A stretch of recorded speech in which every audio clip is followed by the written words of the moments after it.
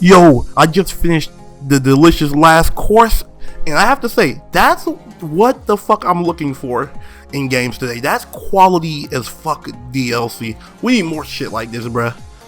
What's up, it's True Kingston, and like I said, I just finished Delicious Last Course. Funny enough, I didn't even know this until recently that DLC stood for Delicious Last Course instead of downloadable content.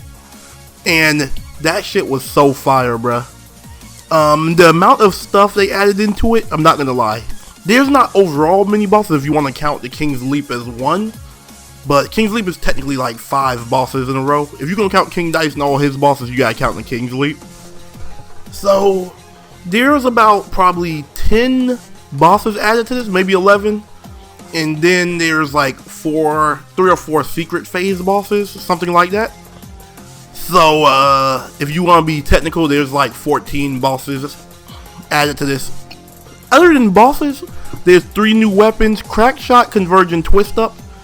Converge is whatever. Crack Shot is busted as fuck.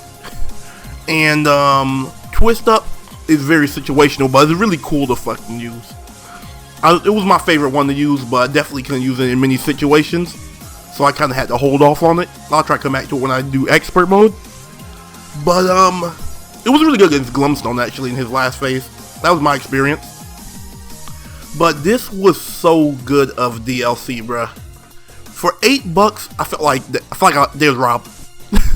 they could have easily charged like 15. I think it still would have been worth it. This is a quality DLC I'm talking about, bruh.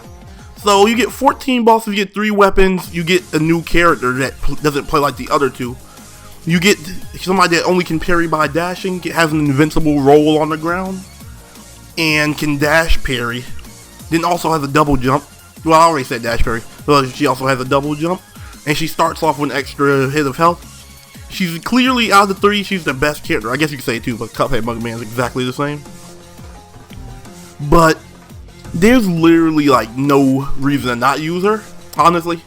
It's not like her damage is lower. Well, I guess she takes up your charm slot, so that's how they balanced her out. So if you choose her, you can't pick up any charms to go along with her.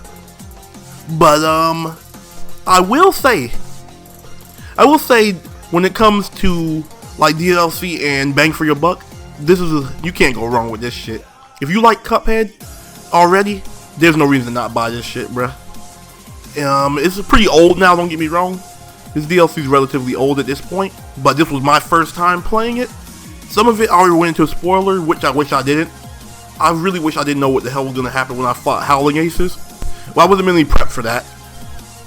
But I will say, this DLC, buy it. If you have Cuphead, buy it. If you don't have Cuphead and you're thinking about Cuphead, make sure to get it. It is so worth it. And then you can go back. It adds so much extra shit. There's a new relic, and that relic has a bunch of conditions to upgrade it. Once you finish getting that relic, it's fully upgraded. It's like the Divine Relic or whatever.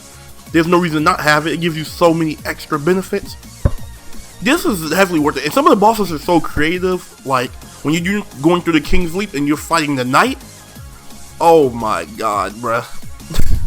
The Knight was so cool, and it was funny as fuck how the bosses fought according to what pieces they are, like the pawns, but they were all chess pieces. And the fact that the pawns all just jump down and kind of try to gang up on your ass, and they're the first ones you fight. The Rook, I didn't understand. That shit was dark, I'm not gonna lie. I don't know what the fuck was going on with the Rook. Felt like real old cartoon shit all over again. But other than the fucking Rook, the Bishop only moves diagonally. There's a bunch of cool little references. But other than that, I would say, yeah, this is worth your money. There's no reason to not get it. This is my pretty much review of it. Moonshine Mob is a cool ass boss. I wish I didn't go into that one knowing the gimmick either. I probably would have died, but then again, I died when I got to the last phase anyway. But I would have been more shook when I fucking died. Miss Chalice has her own set of supers as well, so that's another thing.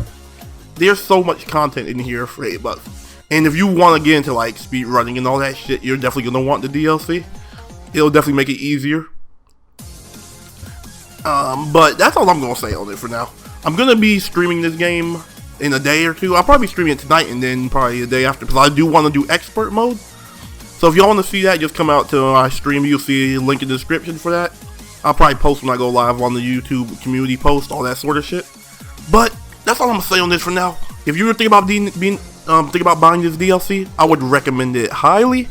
One of the best DLCs I've had in a goddamn minute. Best DLC experience I had in a long time. Pretty much, probably best DLC experience I had since Borderlands.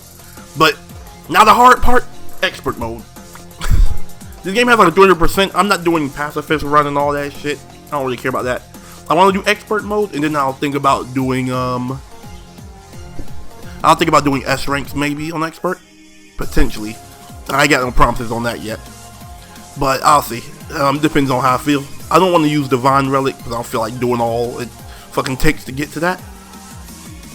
But, and also Miss Chalice plane levels are different too. But, I'm gonna go ahead and end this video there. Thank y'all for watching this shit. But I'll see y'all next time. True Kingston, and we out this bitch.